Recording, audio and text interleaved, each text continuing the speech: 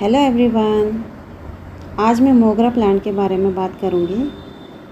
तो इसे जैस्मिन, मोगरा, मालती भी कहते हैं और इसकी कई प्रजातियां होती हैं जैसे बेला, जूही, चांदनी वगैरह। तो ये सफ़ेद रंग का बहुत ही ब्यूटीफुल फ्लावर आता है इसमें, और जिसमें बहुत मीठी खुशबू होती है। और ये प्लांट जो है दक्षिण पूर्व एशिया, भारत, भूटान, पाकिस्तान, इसके अलावा और भी कई देशों में पाया जाता है। और ये फ़िलीपींस का राष्ट्रीय पुष्प भी है। तो जैसा कि मैंने कहा कि इसका बहुत ही खूबसूरत फूल होता है, उसमें बहुत सुंदर सी सुगंध आती है। तो इनसे इत्र भी बनाए जाते हैं, अगरबत्तियाँ और गजरे भी बनाए जाते हैं। और इस प्लांट की पत्तियाँ एवरग्रीन रहती हैं, बस अगर उनका लाइफ पूरा हो जाए तो ही गिरती हैं। लेकिन इसमें जब फ्लावर आते हैं तो स्प्रिंग सीजन, समर और रेनी सीजन में आते हैं।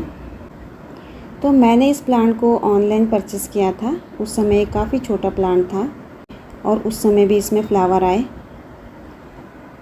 और अब ये काफ़ी बड़ा हो चुका है प्लांट। तो मोगरा प्लांट के लिए सबसे पहले पॉट की बात की जाए तो इसके लिए मिट्टी वाला या सीमेंट वाला पॉट ज़्यादा बेहतर होता है। इसे प्लास्टिक का पॉट इसके लिए ठीक नहीं है, क्योंकि इस प्लांट को हमें सनलाइट में रखना होता है। तो इस वजह से प्लास्टिक के पॉट के अंदर हीट पैदा होने से इनकी रूट्स ख़राब हो सकती हैं, जिससे प्लांट मर सकता है। तो इस वजह से इसके लिए ऐसा पॉट लेना चाहिए जो इनकी रूट्स को ठंडक पहुँचाए। तो सॉइल तैयार करने के लिए 60% गार्डन सॉइल, 20% कंपोस्ट और 10% सैंड और 10% कोकोपीट ले सकते हैं। और इसमें नीम की खली और सरसों की खली भी डाल सकते हैं, जो प्लांट की ग्रोथ के लिए बहुत मदद करती हैं और इसको न्यूट्रिएंट्स मिल जाते हैं। तो इस प्लांट को जो है 5 से 6 घंटे की सनलाइट में रखना चाहिए और इसे रेगुलर पानी देना चाहिए। इस प्लांट को ओवर वाटरिंग से बचाना चाहिए, क्योंकि अगर ओवर वाटरिंग करेंगे तो इनकी कलियां जो है ड्रॉप्स होने लग जाएंगी।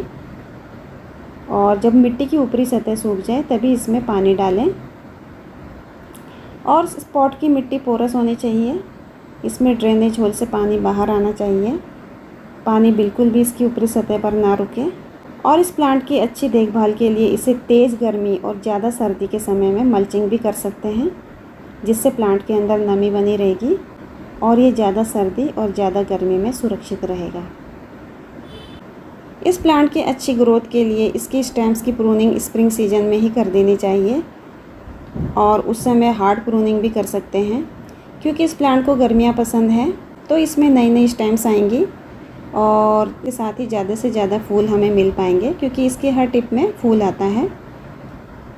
तो ये प्लांट थोड़ा वाइन टाइप भी होता है, तो अगर प्रूनिंग नहीं करेंगे तो ये ऐसे ही ऊपर की तरफ बढ़ता जाएगा, वरना हमें इसमें ढेर सारे फूल नहीं मिल पाएंगे। और इसकी रूट प्रूनिंग भी करनी चाहिए, साल में एक बार इसे रिपोर्ट करना चाहिए।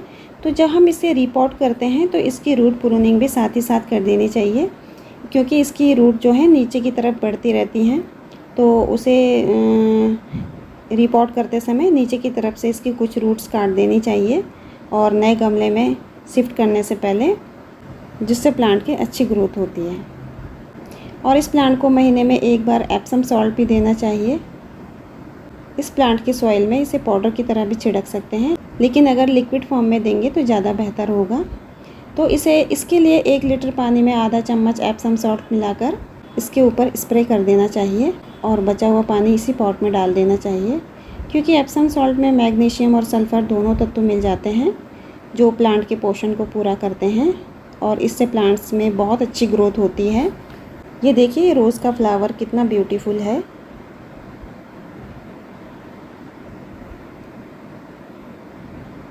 तो जब हम एप्सम सॉल्ट का स्प्रे करते हैं तो इसमें ज़्यादा से ज़्यादा नई पत्तियाँ और नए फूल आते हैं और नए नए ब्रांचेस आने लगती हैं। यहाँ तक कि एप्सम सॉल्ट से इसमें जो स्नेल, इल्ली वगैरह जो भी कीट लगते हैं उन्हें भी ये दूर करता है। और आप इसमें डीएपी भी दे सकते हैं, इससे प्लांट की नाइट्रोजन और फास्फोरस की कमी पूरी होती है। साथ ही साथ ये नई नई ब्रांचेस आती हैं और नए नए स्टेम्स आती हैं। प्लांट की बहुत अच्छी ग्रोथ होती है। तो क्वांटिटी में आप इसे अगर 8 इंच का आपके पास पॉट है तो 8 दाने, और अगर 10 इंच का पॉट है तो 10 दाने इसमें इसकी मिट्टी में दबा सकते हैं, लेकिन इसके तने से दूर, और फिर उसके बाद पानी डाल दें। केमिकल फर्टिलाइज़र ऐसे प्लांट के लिए ज़रूरी हो जाता है, तो इसमें जो है ज़्यादा से ज़्यादा फ्लावर के लिए, और इसकी पत्तियों का रंग जो है बहुत खूबसूरत हो जाता है जब हम इसमें एप्सम सॉल्ट का यूज़ करते हैं। और ध्यान रहे एक समय में एक ही फर्टिलाइज़र का यूज़ करना चाहिए।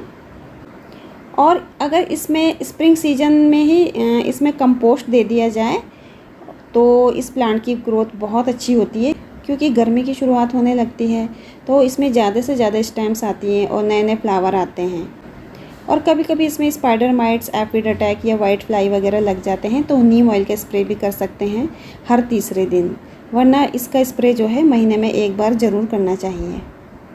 और अगर आप इसे कटिंग से ग्रो करना चाहते हैं तो रेनी सीजन स्टार्ट हो चुका है, तो इस समय आप इसे कटिंग से आसानी से ग्रो कर सकते हैं। जुलाई अगस्त में इसे कटिंग से ग्रो कर सकते हैं। इसके लिए आप सिंपल गार्डन सॉइल भी ले सकते हैं, और अगर आप चाहें तो उसमें थोड़ा कंपोस्ट भी मिला सकते हैं।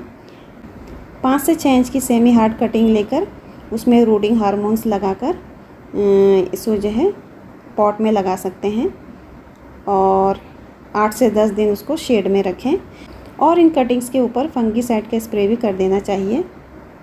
विंटर में ये प्लांट डोरमेंट स्टेज में रहता है, तो उस समय इसमें पानी कम से कम देना चाहिए, और खाद वगैरह तो अवॉइड ही कर देनी चाहिए। इसमें महीने में एक बार लिक्विड मैन्योर देना बहुत अच्छा होता है। मैंने अभी इस प्लांट को वाइन टाइप ही रखा है, अभी इसकी प्रूनिंग नहीं की है, तो बाद में मैं इसकी प्रूनिंग भी कर दूंगी, क्योंकि अभी इसमें फ्लावर हैं। तो अच्छा, जब फ्लावर इसमें से सूख जाते हैं तो उन्हें निकाल देना चाहिए। अगर कोई इसकी स्टेम सूख जाती है या लीव्स अगर पीले होने लगते हैं तो उन्हें हमें निकाल देना चाहिए। तो चलिए मैं बता दूं कि एप्सम सॉल्ट को यूज़ कैसे करना है। ये मैंने 1 लीटर पानी लिया है और इसमें ये आधा चम्मच एप्सम सॉल्ट डाल दिया है। तो इसे अच्छे से मिलाकर, वैसे ये पानी में आसानी से घुल जाता है, तो पूरे प्लांट पे हमें स्प्रे कर देना होगा। ये प्लांट की ग्रोथ के लिए और नई नई ब्रांचेस के लिए बहुत फ़ायदेमंद होता है। इससे ज़्यादा से ज़्यादा फूल आते हैं। तो ये देखिए हमें स्प्रे कर देना होगा। अगर आपके पास एप्सम सॉल्ट नहीं है तो आप डीएपी के दाने की, जैसा मैंने बताया है वैसे भी आप डाल सकते हैं, और पोटास भी डाल सकते हैं। अगर आपके पास बड़ा पॉट है तो 1 चम्मच, और छोटा पॉट है तो आधा चम्मच इसके सॉइल में मिला सकते हैं। तो चलिए दोस्तों, अगर आपको मेरी वीडियो पसंद आई है तो मेरे चैनल को सब्सक्राइब कीजिए। Thank you.